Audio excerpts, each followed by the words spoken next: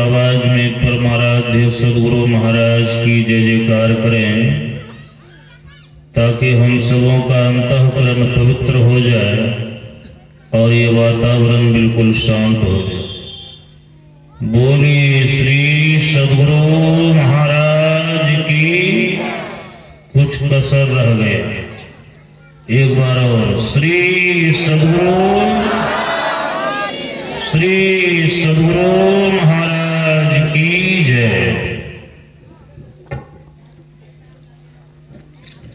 परमाराध्य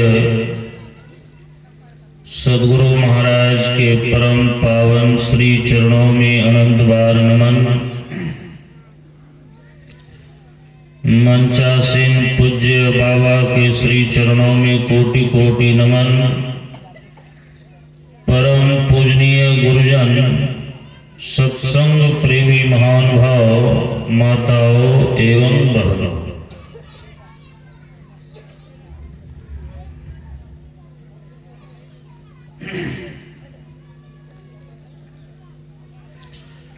अभी हम लोग मुक्ति के बारे में सुन रहे थे, मोक्ष के बारे में। मोक्ष का अर्थ होता है छुटकारा।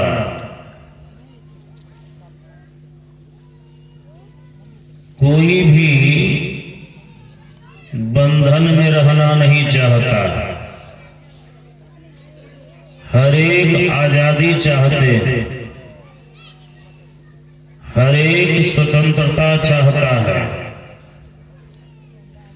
फिर तो हम मनुष्य विवेकशील प्राणी हैं, यह भला क्यों बंधन में रहना चाहे।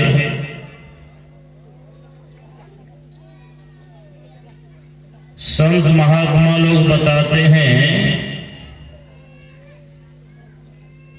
इस शरीर में जो बंधन लगा हुआ है, यह कोई लोहे की, सोने की, रस्सी की बेड़ी नहीं है जो कि हम आप खोल करके स्वतंत्र हो जाएंगे। यह इतना जबरदस्त बंधन है कि बाहर से देखने में प्रतीत नहीं होता, लेकिन भीतर ही भीतर हम अनेकों प्रकार के बंधन में बंधे हुए। और यह जीव इस बंधन से कब मुक्त होता है, अभी हम लोग पाठ में सुन रहे थे।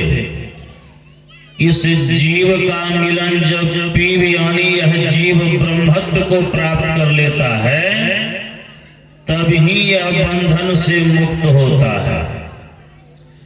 जिस तरह से उदाहरण बड़ा सुंदर दिया, समुद्र का पानी बड़ा खारा होता है, हम आप उसको यदि पीना चाहें, कुल्ला करना चाहें तो संभव नहीं है, अच्छा नहीं लगता है, नमकीन लगता है। तो समुद्र का पानी नमकीन होता है। उस समुद्र के पानी में कोई नमक को गिरा दे और उस नमक को खोजना शुरू कर दे तो नमक मिलेगा? नमक नहीं मिलेगा, क्योंकि जैसा स्वाद समुद्र के पानी का होता है, वैसा ही स्वाद नमक का होता है। समुद्र के पानी में नमक गिर गया तो वह एक में एक हो गया, अंतर नहीं रह जाता।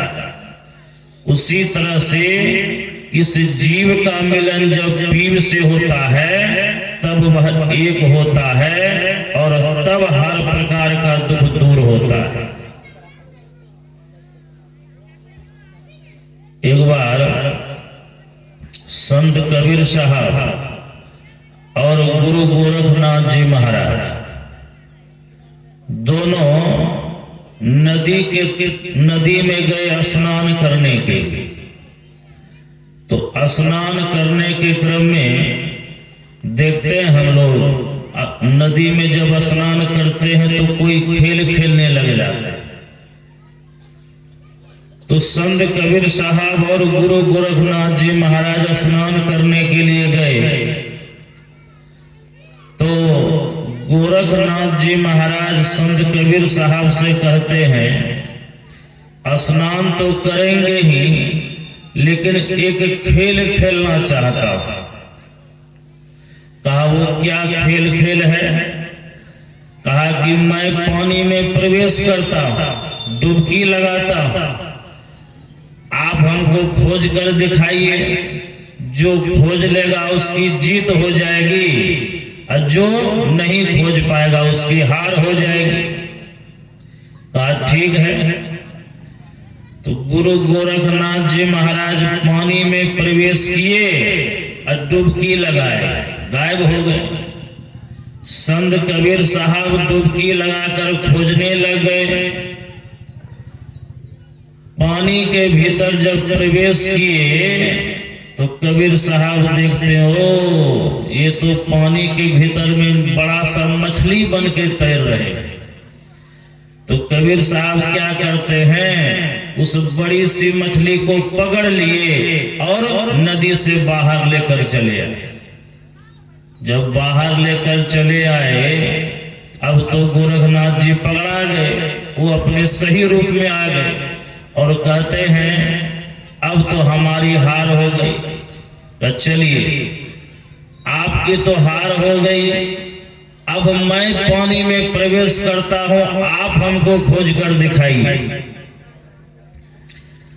तो संत कबीर साहब गोरखनाथ जी महाराज से शर्त लगा करके पानी में प्रवेश किए।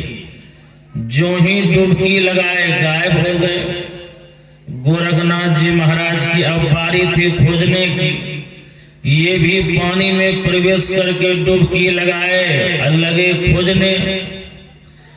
खोजते खोजते घंटों बीत गए, लेकिन कबीर साहब को खोज नहीं पाए। बड़ी मुश्किल, पानी के भीतर में टटोलते आखिर क्या बन गए जो कि मैं ढूंढ नहीं पा रहा हूं। बहुत देर तक खोजा, घंटों खोजा, लेकिन गोरखनाथ जी कबीर साहब को खोज नहीं पाए। अंत में बाहर निकल गए और कहते हैं मैं अपने शर्त के मुताबिक हार गया हूं, मैं आपको खोज नहीं पाया, अब आप कहां हैं स्वयं प्रकट हो जाइए, मेरी हार हो गई। कहना था कि संत कबीर साहब प्रकट हो गए। गोरखनाथ जी महाराज चुपचाप बैठे हुए, संत कबीर साहब भी बगल में आ गए।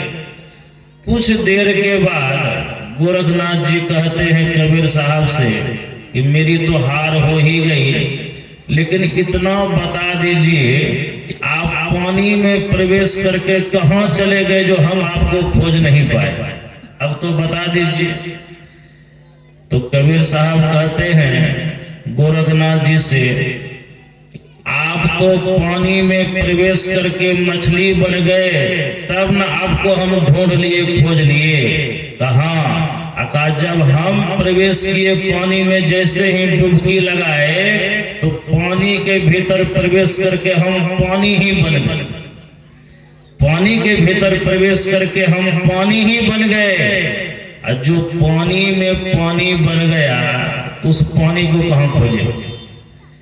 तो गोरखनाथ जी महाराज खोज नहीं पाए।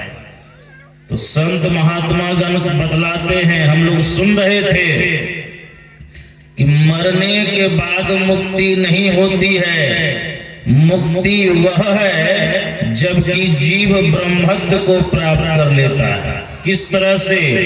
जिस तरह से नमक समुद्र में घुल करके एक हो जाता है, उसे खोजना मुश्किल हो जाता है। यह जीव तो पहले पीव ही था, लेकिन वहां से बिछुड़ करके संसार में चला आया है। किस तरह से? कैसा हाल है हम सबों का?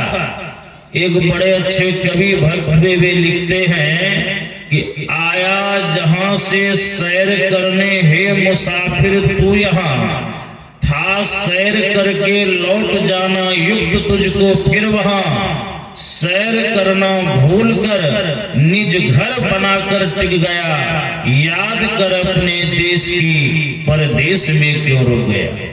यह तो परदेश है, अपना देश नहीं है। अपना देश कहाँ है? वही परमात्मा का धाम, परमात्मा का द्वार। उस द्वार में हम तब तक नहीं प्रवेश कर पाएंगे जब तक 9 द्वार में हम पड़े रहेंगे। जब तक हम 9 द्वार में हैं तब तक ईश्वर का दर्शन नहीं। यदि ईश्वर को पाना चाहते हैं तो किस द्वार में जाना पड़ेगा? ईड़ा पिंगला के बीच में जो सुषुम्ना नाड़ी है उसे ही 10वां द्वार कहा जाता है। गुरु के बताए हुए युक्ति से ईश्वर की भक्ति करके जो इस द्वार को खोल देते हैं, जो इस द्वार में प्रवेश कर जाते हैं, जन्मों जन्मों का दुख दूर उसी का होता है। परमाराध्य सदगुरु महाराज कहते हैं, तन नव द्वार हो रामा, अति ही मलिन हो ठामा, त्यागी चढ़ो 10म दुआरे, सुख पाऊ रे भाई। संत राधा स्वामी साहब कहते हैं, इस नगरी में तिमिर समाना भूल भरम हर बार, खोज करो अंतर उजियारी, छोड़ चलो 9 द्वार। जो 9 द्वार से ऊपर उठता है, पिंड से ब्रह्मांड की ओर जाता है, अंधकार से प्रकाश में प्रवेश करता है, वही उस परमात्मा का दर्शन कर पाता है। अब परमात्मा का दर्शन होना ही मुक्ति है, बंधन से छुटकारा है। संत कबीर साहब कहते हैं, तन छूटे जीव मिलन कहत है, सो सब झूठी आशा, अब हो मिला सो तब हो मिलेगा, नहीं तो जमपुरवासा। बहुत लोग ऐसा भी मानते हैं कि शरीर छूटेगा तो कर्मकांड के आधार पर पंडित जी तो मुक्ति दिला ही देते हैं, तो मुक्ति तो मिल ही जाएगी। लेकिन संत की वाणी क्या है, संत क्या कहते हैं, उसी का आधार लेकर के हम लोग चलते हैं। संत कबीर साहब मरने की बाद जो मुक्ति है उसको वो झूठी मुक्ति बताते हैं। असली मुक्ति वह है जब इस जीव का मिलन पीव से होता है, तभी असली मुक्ति है।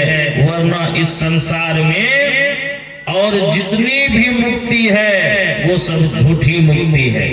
इसीलिए यदि जीवन में हम आप शरीर रहते हुए मुक्त होना चाहते हैं, बंधन से आजाद होना चाहते हैं, तो संतों की शरण में आवे, इस जीवन का कल्याण होगा। बोलिए श्री सद्गुरु महाराज की जय। श्री सद्गुरु महाराज की जय। यह दिव्य सज्जनों,